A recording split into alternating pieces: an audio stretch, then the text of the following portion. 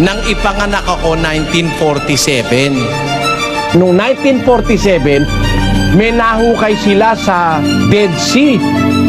Doon sa malapit sa Dead Sea. Ang tawag ay Dead Sea Scroll.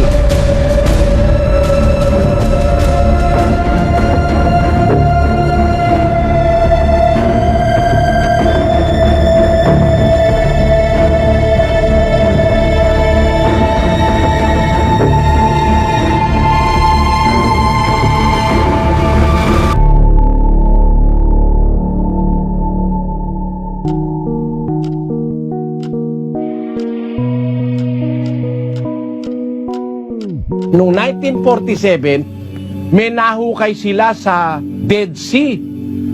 Doon sa malapit sa Dead Sea. Ang tawag ay Dead Sea Scroll. Yung mga Dead Sea Scrolls na yon, nakatago sa mga malalaking banga, nakasulat sa mga balat ng hayop at saka sa mga iba-ibang pagsusulatan, nakapreserve. Yun naman ay isinulat 200 taon bago ipinanganak ang Kristo. Naisulat na yun, tinago ron. Ngayon, nung matuklasan yon, ang nakakamangha, yung existing na nasa tao na mismo bago nag-1947, bago natuklasan yung Dead Sea Scroll, meron na tayo nung Oxyrhynchus Papyrus, meron na tayong Codex Sinaiticus. Ang katunayan nga, yung Codex Sinaiticus na 1,600 years old, nung pumunta ako sa Great Britain, nakita ko mismo yung kopya doon sa British Library nung Codex Sinaiticus. Yun ay napakatandang Biblia, 1600 taon na ang edad nun.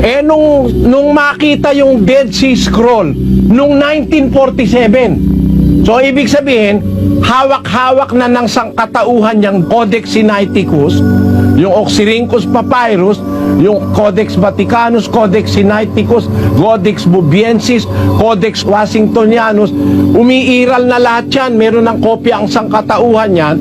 Nung matuklasan yung Dead Sea Scroll nung 1947. Ngayon, nung kanilang i-translate yung 1947 Dead Sea Scroll, pinagkumpara nila yung nakasulat sa Codex Sinaiticus at saka yung nasa Dead Sea Scroll na libro ni Isaias.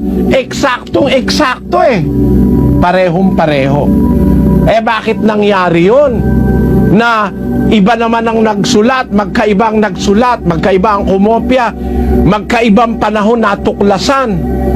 Yung isa natuklasan 4th century, 3rd century. Itong isa natuklasan, nakabaon pa 1947 lang nung ipanganak ako. Ang layo na nung diferensya, no?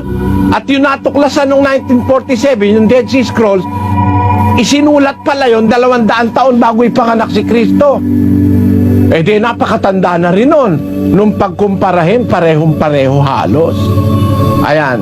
Pakibasa mo muna ito, kapatid na Daniel. Opo, 3rd, 2nd centuries BC Dead Sea Scrolls in 1947 in cave at Qumran. 7 scrolls, now revered as the Dead Sea Scrolls, came to light. Written on these scrolls were all but one of the 39 books of the Hebrew Bible, dating back to the 3rd and 2nd centuries BC. They are the earliest copies of the Bible as we know it, still in existence. You see that?